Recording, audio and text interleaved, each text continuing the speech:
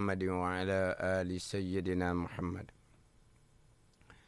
السلام عليكم ورحمة الله وبركاته.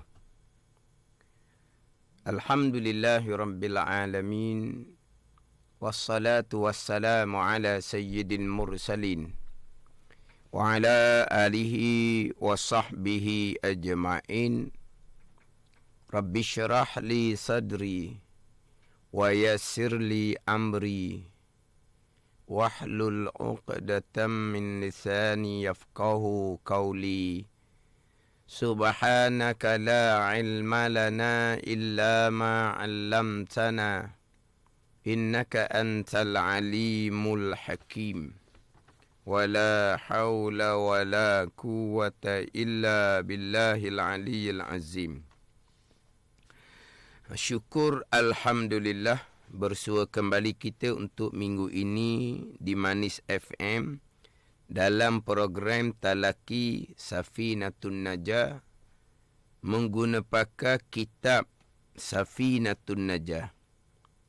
Hari ini hari Jumaat, setiap jam 6 petang kita akan sama-sama menimba ilmu pengetahuan dalam soal agama. Kita juga sekarang ini bersiaran langsung di Facebook Mani FM dan anda semua boleh kongsikan live tersebut bersama yang lain, dan anda juga boleh mengemukakan persoalan di dalam live FB, soalan yang berkaitan dengan pembicaraan.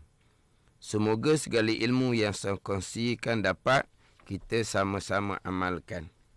Jadi insyaAllah untuk minggu ini akan menyambung pembicaraan fardu ataupun rukun wudu yang kedua daripada 6 fardu wudu.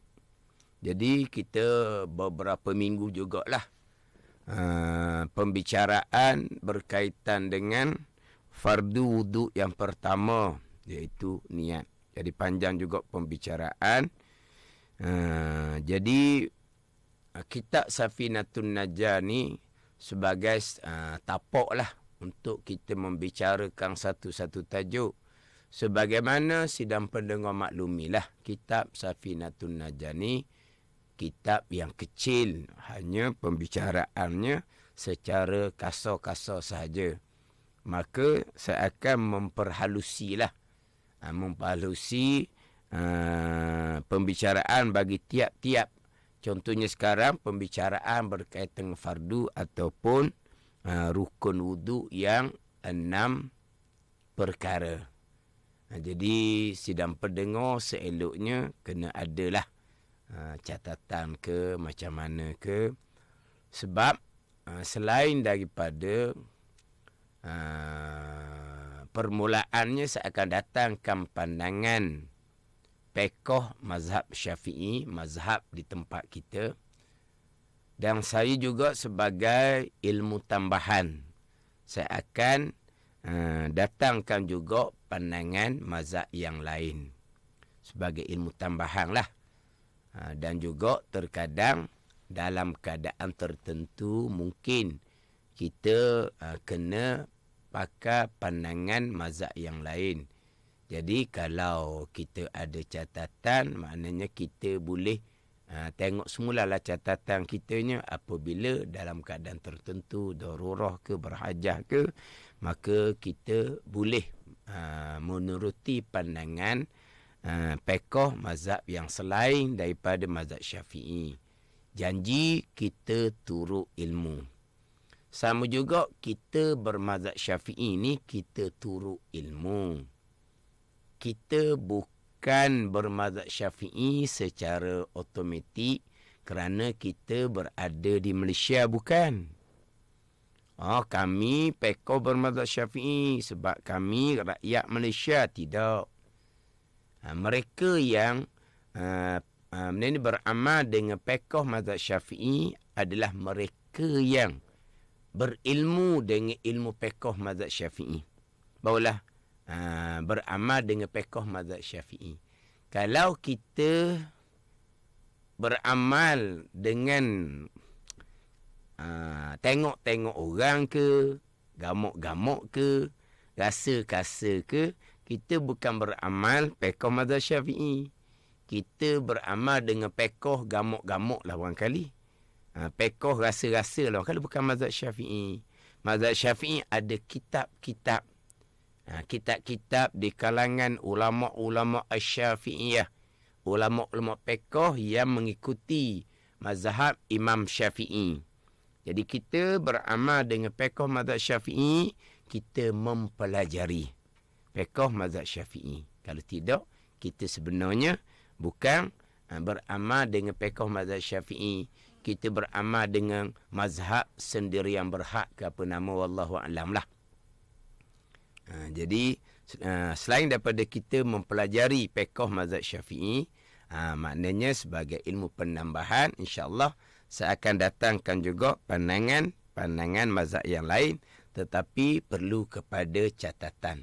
Kalau kita setakat untuk mengetahui dan beramal pekoh mazhab Syafi'i, kita fokus kepada hak mazhab Syafi'i lah.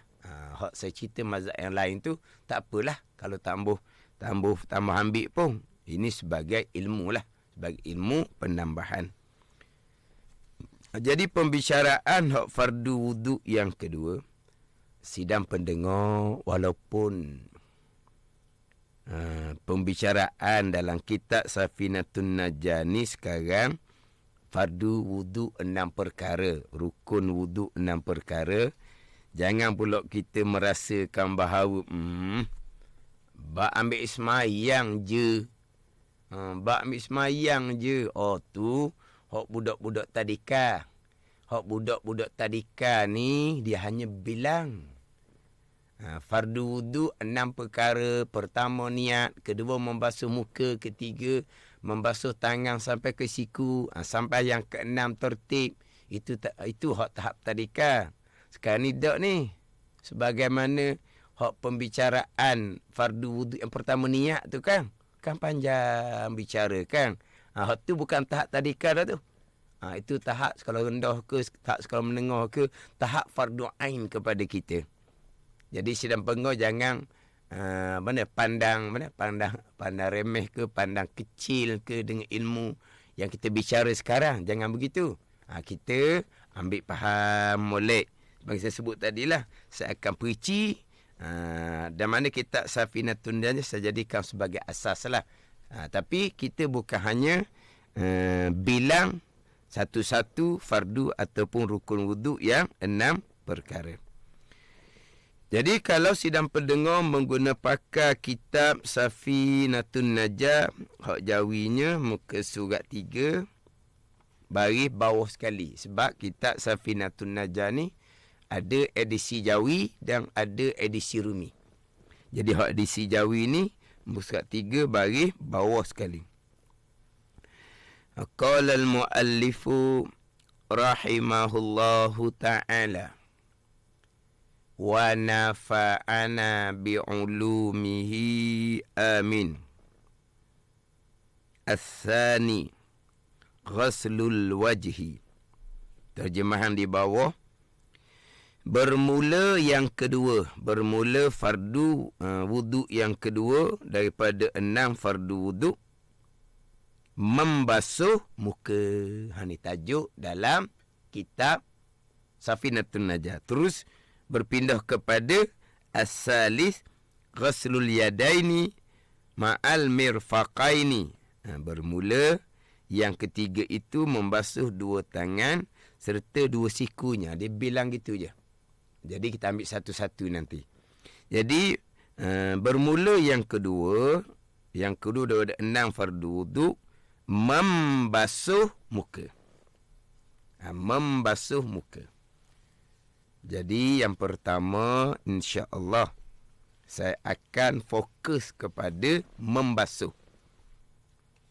Kemudian pergi pula kepada kawasan muka yang wajib dibasuh. Jadi yang pertama, membasuh muka. Membasuh. Yang kedua, kawasan muka yang wajib dibasuh. Kawasan muka yang wajib dibasuh. Dua pembicaraan. Yang pertama, membasuh. Apa makna membasuh? Sebab sebagaimana sidang pendengar maklumi, membasuh ni 3 anggota. Membasuh muka, membasuh tangan, serta 2 siku, dan membasuh kaki serta 2 mata kaki. Kemudian kepala, menyapu kepala. Menyapu kepala. Sebagaimana perintah Al-Quran, faghsilu wujuhakum wa aydiyakum ilal marafiq wamsahu biwujuhikum wa arjulakum ilal ka'bain. Jadi muka Tuhan perintah faghsilu wujuhakum, maka basuh oleh kamu akan muka kamu. Tapi kepala, Al-Quran memerintah wamsahu biru'usikum, sapu oleh kamu akan kepala kamu. Jadi fardu wudu ada 2. Yang pertama, basuh oleh kamu, perintah Al-Quran. Yang kedua, sapu oleh kamu, perintah Al-Quran. Jadi basuh ni macam mana, sapu ni macam mana? Dia pembicaraan berkaitan dengan wuduk ni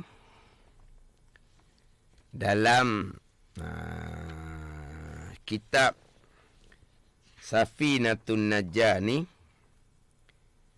tidak didatangkan. Ada di hadapan, dia ada datangkan juga syurutul wudu'i asyaratun, ada syarat wuduk 10 perkara.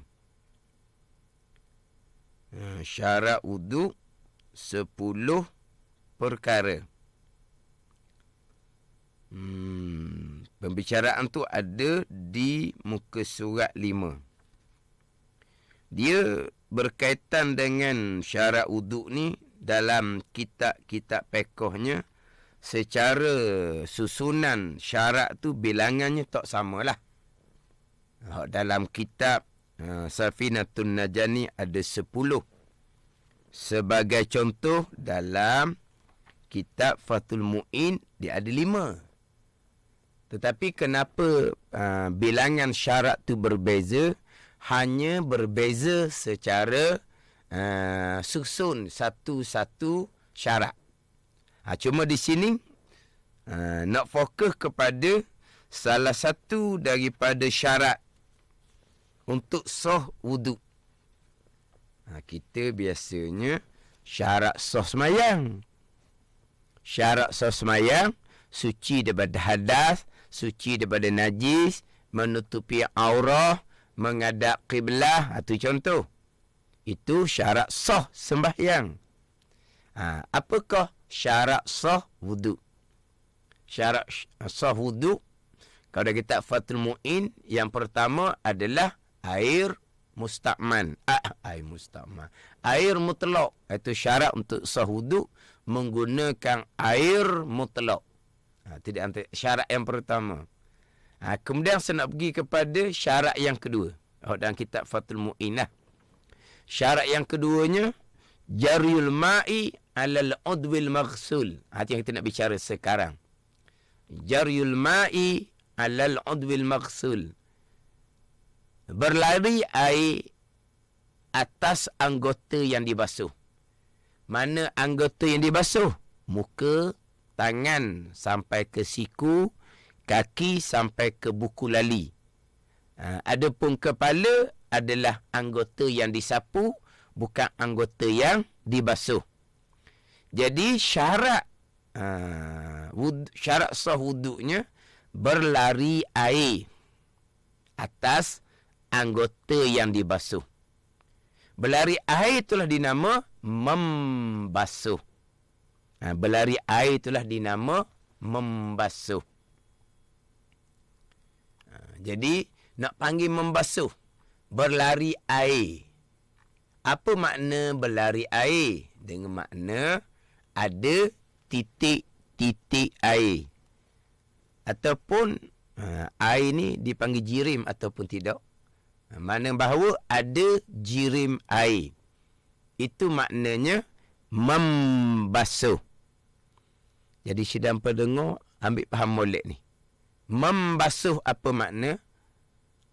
Sebagai contoh. Membasuh najis. Apa makna membasuh? Bukan menyapu. Bukan sapu najis. Maknanya, kalau setakat sapu najis, sapulah dengan kain lembap contohnya. Itu dia panggil sapu najis. Adapun yang diperintahkan kepada kita adalah membasuh najis. Apa makna membasuh? Lebih kurang samalah dengan makna membasuh muka, membasuh tangan sampai ke siku dan juga membasuh kaki sampai kedua mata kaki. Dia sama sahaja. Membasuh dengan makna jaril ma' berlari air. Ada titik-titik air. Ada jirim air. Di sini yang membezakan kepada menyapu. Menyapu kepala. Menyapu kepala ni macam mana? Contohlah, kalau kita berwuduk menggunakan air pahit. Kita bubuh kedua belah tangan kita di bawah air pahit. Kita bubuh tangan di bawah pahit. Lepas tu tangan kita pun basah. Kita pun ambil tangan yang basah. Jadi di tangan kita ni tidak ada titik air. Dia cuma basah sahaja. Kita pun sapu kepala. Itu dipanggil sapu. Ataupun kita berwuduk menggunakan koloh. Menggunakan koloh contohnya. Kita masuk tangan kita ke dalam koloh. Kita pun angkat kedua tangan kita. Jadi tapak tangan kita basah. Tetapi di tapak tangan kita tidak ada titik air. Itu dipanggil menyapu. Jadi tangan yang basah tadi, di belah tapak tangan yang basah tadi, kita pun sapu kepala. Itu sapu. Berbeza dengan basuh. Basuh ni kena berlari air dengan makna ada jirim air. Ada titik-titik air. Itu makna berlari air. Jangan faham berlari air ni kena air bergerak. Dah maksud dia. Apabila ada titik air, maka air tu pun mengalir lah. Bila ada titik air. Adapun kalau hanya basah, dia tidak akan berlari air. Sebab apa? Berlari ni mengalir lah kita panggil. Berlari air. Kita sebut kata berlari air. Bila pula air berlari, yang berlari ni pelomba lari. Berlari mana apa ni? Mengalir air. Apabila ada titik air, maka air itu mengalir. Adapun kalau hanya kedua belah tapak tangan basah, maka tidak akan mengalir air sebab tidak ada jirim air. Maka itu dipanggil sapu. Bukan dipanggil basuh. Itu dipanggil sapu, itu bukan dipanggil basuh. Jadi basuh ni dengan bahawa ada jirim air. Kita biasa berwuduknya menggunakan air pahit. Pastilah ada titik-titik air. Kita menggunakan air koloh. Pastilah ada titik-titik air. Jadi di sini, sidang pendengar kena fokus berkaitan dengan macam mana kita wudukkan orang yang uzur. Yang mana wudukkan orang yang uzur ni, terkadang kita menggunakan spray. Satu bekas plastik. Kita pun spray di muka ke, di muka yang uzur tu. pesakit lah kita kata. Ataupun kita spray di tapak tangan kita, kemudian kita pun datangkan ke atas muka pesakit tu. Jadi tu yang saya nak fokus sekarang. Kalau kita berwuduk menggunakan air pahit, menggunakan air koloh, hok titik-titik air tu pasti ada. Yang mana terkadang kita israf, kita berlebihan ketika menggunakan air pahit untuk berwuduk yang hukumnya adalah makruh. Kalau air tu air kita sendiri. Kalau air tu air wakaf masjid contohnya, kita israf, kita berlebihan. Ketika berwuduk hukumnya adalah haram. Ni kadang kita memanglah berlari air, memang berlari air tapi sudah berlebihan. Saya nak pergi di sini, macam mana kita wudukkan. Contoh orang uzur pesakit. Terkadang kita spray atas muka pesakit, terkadang kita spray di atas tangan kita, kemudian air itu pun jatuh ke atas muka pesakit yang sedang terlantau. Ini semua saya pernah tengok. Saya pernah tengok lah. Jadi seseorang tu dia wudukkan pesakit. Jadi dispray di tapak tangan dia, yang tapak tangan tu berada di atas muka pesakit lah. Dia spray tu, air pun bertitik atas muka pesakit. Kemudian dia pun segera abang apa ni? Dia pun segera gosok muka pesakit tu dengan air tadi. Supaya air tu tidak sempatlah mengalir keluar daripada muka. Kalau tidak segera gosok, maka air tu akan mengalir turun atas bantal lah contohnya. Maka selepas spray 2-3 kali di tapak tangan, segera dia pun gosok muka pesakit tadi. Yang mana air spray ni dia jirim dia, titik dia terlampau sedikit. Sebab dia bukan macam air pahit. Air pahit ni dia banyak jirim dia, banyak titik dia. Air koloh banyak. Air spray ni, jadi yang keluar tu sudah halu-halu. Hak dalam bekas spray tu air banyak lah. Tetapi yang keluar tu halu-halu.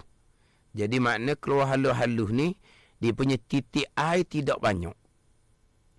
Jadi apabila hanya spray 2-3 kali, kemudian segera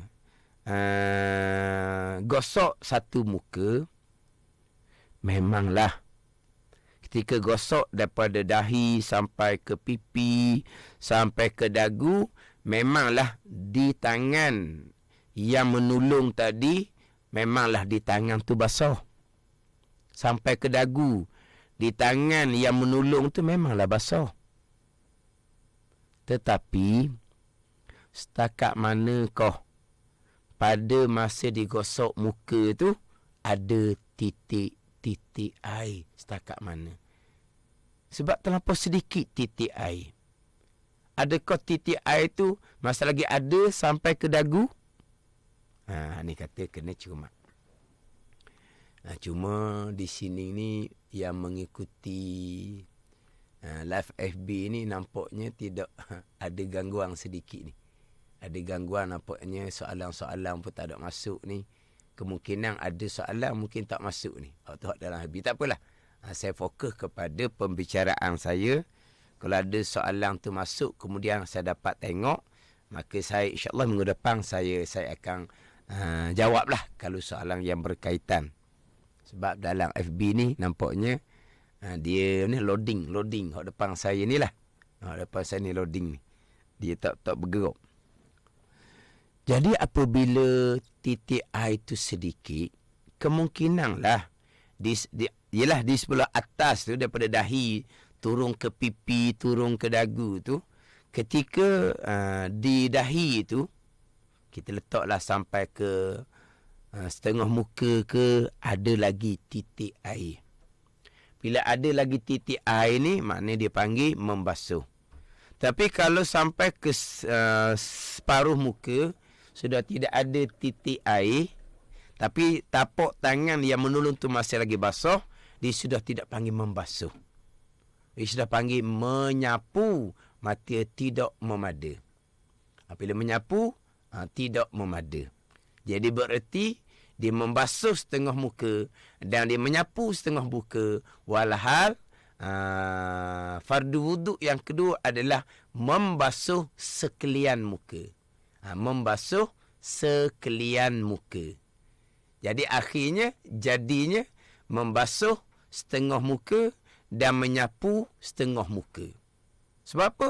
Sebab permulaan gosok muka tu ada titik air, oleh kerana sedikit sampai di setengah muka sudah tidak ada titik air. Sedang pun kena faham. Tapi di tangan yang menolong tu memanglah basah. Tapi apabila tidak ada titik air, hanya tinggal basah di tangan yang menolong, itu sudah pergi kepada menyapu, bukan lagi membasuh.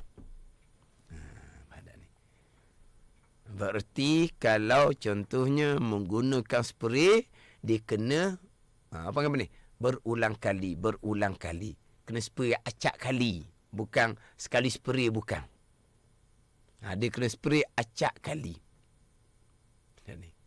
Ni saya pernah tengok. Dan memang ada satu video. Ini cerita lama lah. Video ni comel. Sebab macam video ni macam standard jugalah. Video wudukkan pesakit. Sama juga dengan yang saya sebut tadi. Hak tu dispray atas tapak tangan dia. Dispray atas tapak tangan dia, spray. Bertakunglah air atas tapak tangan dia. Tapi tak banyak. Jadi bertakung air atas tapak tangan yang menolong spray. Dia pun bubuh atas muka pesakit. Dia pun segera gosok satu muka pesakit. Adakah dapat dipastikan ketika mengenai satu sekalian muka tu ada titik air yang dipanggil membasuh? Sebab apa? Sebab spray atas tapak tangan yang menolong tadi tu air sangat sedikit. Tak sama dengan kita ambil air koloh. Kita ambil koloh ni, dia panggil apa ni? Cekok. Dia panggil cekok. Kita cekok air koloh, banyak air koloh ni. Walaupun sebelah tangan, kalau kita ambil air koloh dengan dua belah tangan, banyaklah airnya. Tu memang kita basuh muka tu, bertitik-titik air di muka. Kalau kita menggunakan dua belah tangan. Yang mana terkadang kita menggunakan sebelah tangan. Terkadang kita menggunakan sebelah tangan. Mungkinlah sebelah tangan tu kita pegang tepi koloh ke. Kemungkinan air koloh tu agak surut. Air koloh hanya ada setengah koloh. Jadi sebelah tangan kiri pegang koloh. Tangan kanan kita ambil dengan sebelah tangan. Kita ambil dengan sebelah tangan, air banyak juga sebelah tangan ni. Kita basuh satu muka ni, memang dipanggil membasuh. Sebab ada titik air. Hak yang saya tengok dalam video tadi tu, yang menolong tadi, dia spray. Allah, hanya ada di tengah tapak tangan je air. Dia pun letak atas muka pesakit, dia pun segera gosok satu muka. Tapi air terlampau sedikit. Adakah membasuh sekalian muka? Ni. Sebab air terlampau sedikit. Lepas tu kalau yang menolong menggunakan spray, dia kena spray acak kalilah. Spray, gosok muka. Spray, gosok muka. Kalau pakai spray lah. Ini bagi orang yang terlampau yang kita tolong lah. Sama juga kalau yang kita tolong tu boleh bangun duduk pun begitu juga. Kita pakai spray juga. Tapi cuma kalau pesakit tu boleh duduk, kita spray muka dia tu lebih sedap sikit, lebih senang sikit sebab dia duduk. Kalau yang kita tolong pesakit terlampau tu tak boleh nak bangun, kita spray dalam keadaan dia melentang, memanglah agak rumit sedikit lah kalau spray salah masuk dalam hidung pesakit, masuk dalam telinga pesakit. Kalau spray terlampau banyak. Sebab orang kita sekarang ni dia guna spray. Saya tengok orang dulu-dulu dia tidak menggunakan spray. Dia menggunakan kain tuala. Dia menggunakan kain tuala. Jadi didatangkan air satu bekas, satu cetong lah.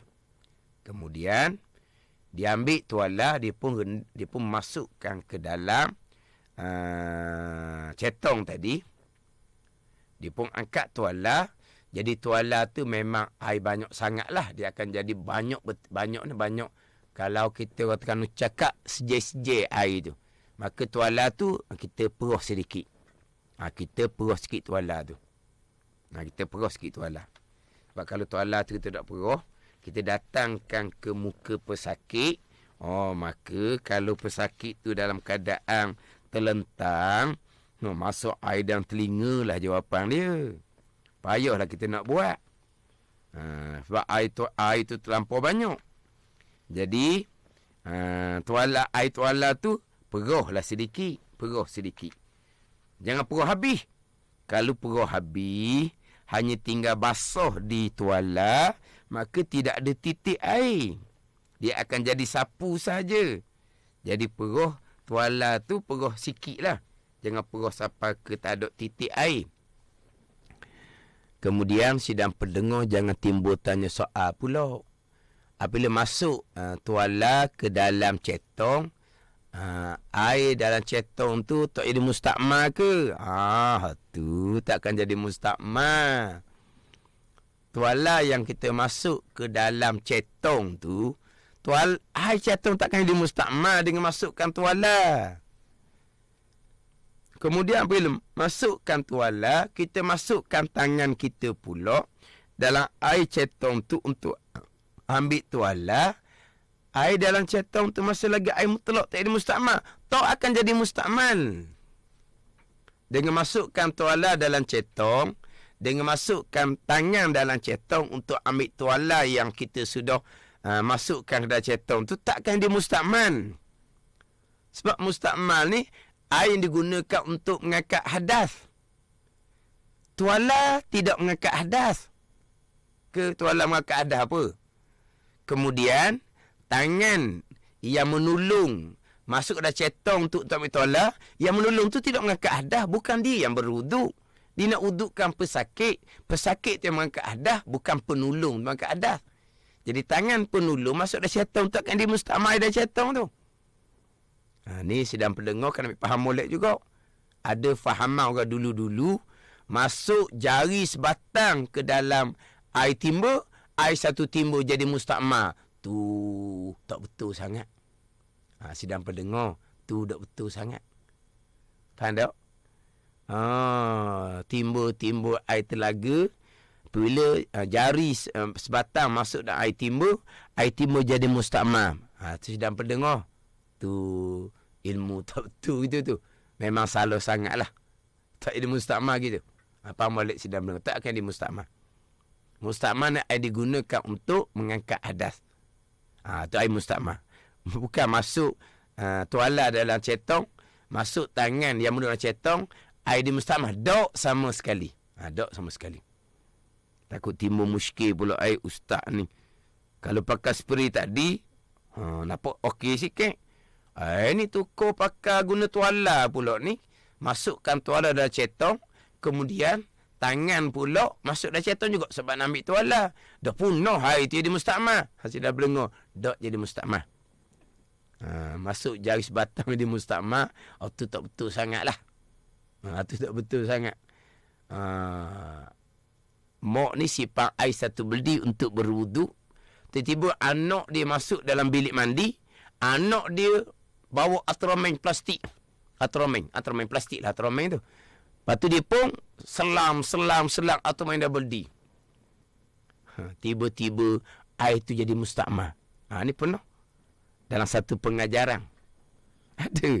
Yang mengajar tu kata, Allah jadi mustakmal dah air. Kenapa? Kerana budak tu, dia selam-selamkan atromen ke dalam air satu berdi yang ibunya simpan untuk berwuduk. Atromen mengangkat hadas apa? Atromen mengangkat hadas kecil. Atromen berjunuk mengangkat hadas besar. Apa beza atromen dengan cetong yang kita gunakan untuk cedok air, atromen pun plastik. Cetong yang kita gunakan untuk cedok air pun plastik. Takkan dia mustakmal. Cetong, plastik takkan dia mustakmal. Tuala pun takkan jadi mustakmal. Kita masukkan tangan, penolong tadi masukkan tangan untuk ambil tuala dalam beldi tu, takkan jadi mustakmal. Jadi, sekarang ni, jadi panjang pulak kita pergi pada air mustakmal tu pulak kan. Jadi sekarang ni, masuk, ni tuala dalam beldi. Dia cetong. Masuk tuala dalam cetong. Kemudian kita angkat tuala tu basah sangat. Kita pun peroh. Peroh ni peroh sikit lah. Peroh sikit supaya air tu tidak bertitik banyak sangat. Kemudian kita pun ambil tuala. Letak di muka pesakit. Kemudian suruh pesakit niat. Saja aku mengambil wuduk kerana Allah. Pesakit niat saja. Mana tuala tu sambil-sambil tekan sedikit. Penolong tu sambil-sambil tekan sikit biar air keluar di muka pesakit. Tekan sikit dia pun niat dah wudu. Lepas tu kita pun tekan lagi banyak, kita pun pusing tuala tu. Pusing tuala tu. Tekan sikit biar sentiasa ada air. Tapi kadang-kadang air yang ada mengalir tu boleh masuk dalam telinga tu. Jagalah. Letaklah kain tuala di lubang telinga ke apa, nanti masuk dalam telinga satu hal pulak. Payah pulak jadinya. Busung pulak telinga. Dah masuk air dalam telinga, bukan mudah nak keluar. Maka tutuplah dengan tisu ke apa lubang telinga tu. Jadi tuala tu ada air banyak. Kita pun tekan air keluar. Kita pun pusing muka sakit. Itu lagi mudah buat kerja. Rata dah muka. Jadi air yang ada di bekasan tuala tu lah jadi mustakmal. Maka perohlah air tu. Peroh air tuala tu di tempat lain. Jangan yang peroh dalam cetong. Peroh tempat lain. Jadi bekasan air mustakmal di tuala tak ada masalah. Sebab air mustakmal air suci. Kalau masuk pula tuala dalam cetong tadi, perah sikit tuala tu, kita pun letak di tangan pula. Kita tekan sikit air keluar, kita pun segera gosokkan, ratakan tangan sampai ke siku. Tu supaya ada titik air. Baru dinama membasuh. Dia gitu.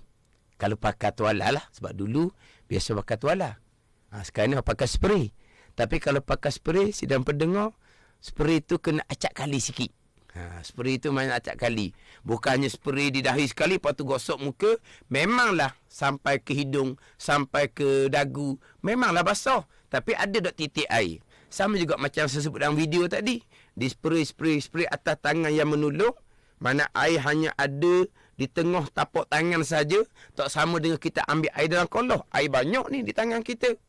Cukup untuk satu muka. Tapi kalau spray di tapak tangan yang menolong, hanya ada air, tak banyak mandi tapak tangan. Letak di muka tu.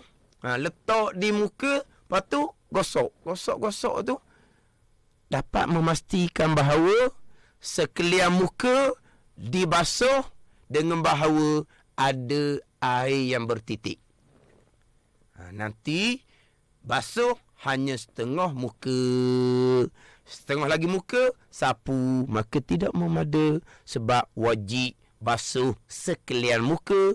Bukan basuh setengah muka, sapu setengah muka. Ini kena jaga. Ini cerita orang yang sakit yang kita tolong.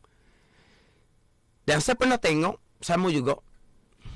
Maknanya, tunjuk macam mana berwuduk. Menggunakan air yang sangat sedikit. Air yang sedikit. Masa tu ada sukan, ada apa gitulah. Jadi sambil bersukan, bukan alasan kita tak semayang. Nak ambil semayang macam mana ni?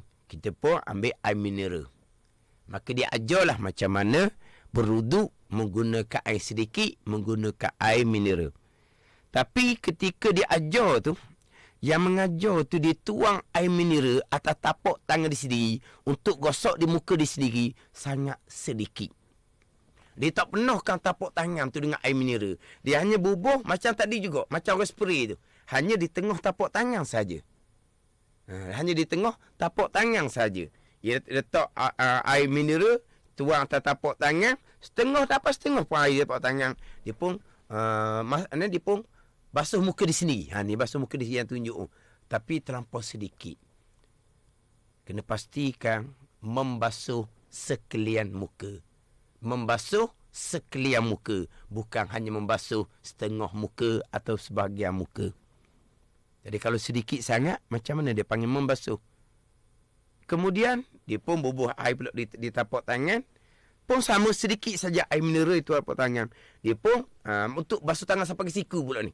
Dia pun angkat tapak tangan. Dia pun basuh satu tangan sampai ke siku. Dengan air yang sedikit juga. Adakah dapat memastikan daripada tangan sampai ke siku membasuh dengan bahawa ada titik air? Tu kena jaga molek.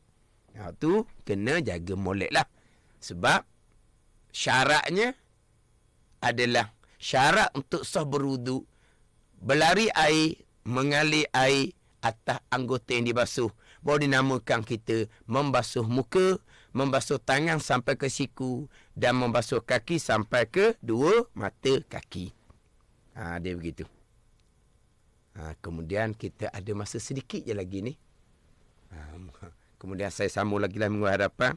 Cuma saya nak ambil satu soalan minggu lepas. Lepas tu saya cerita, mungkin tak sempat nak panjang ni.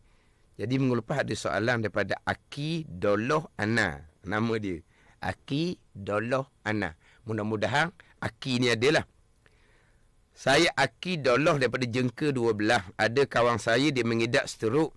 Bila sampai di kaki dia jiru saja air. Dia tak boleh angkat kaki kerana berat, tak boleh dia angkat. Sah ataupun tidak. Sekian. Jadi ini dia kata kawan dia ni kena stroke. Jadi ketika basuh kaki dia jiru atas, dia jiru je. Tapi kaki tu dia tak boleh nak angkat. Dia tak boleh nak angkat kaki. Jadi jiru belah atas je. Dia jiru belah atas je. Dia jiru belah atas. Jadi kalau dia tak angkat kaki, macam mana di tapak kaki nak rata air? Soalan hak Aki ni lah. Macam mana di tapak kaki nak rata air? Sebab dia hanya jiru di atas.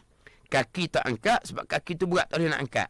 Maka dia wajib minta tolong orang. Dia wajib minta tolong orang sebab kaki ni dia wajib kena basuh sekalian kaki. Atas dan juga tapak kaki. Kalaulah kaki dia duduk di lantai, berat pula kaki rapat di lantai, dia pun siram air kaki, basuh kaki ni basuh kaki, hanya belah atas sahaja, kaki langsung tidak angkat, air tidak mengenai tapak kaki, maka tidak sah membasuh kaki. Lepas tu dia tak mampu nak angkat kaki kerana berat. Dia wajib minta tolong. Dia wajib minta tolong. Supaya kaki itu dapat dibasuh, termasuklah tapak kaki. Ini hak soalan minggu lepas lah. Daripada Aki Doloh Ana. Jadi sebab ni saya sebut berulang kali lah.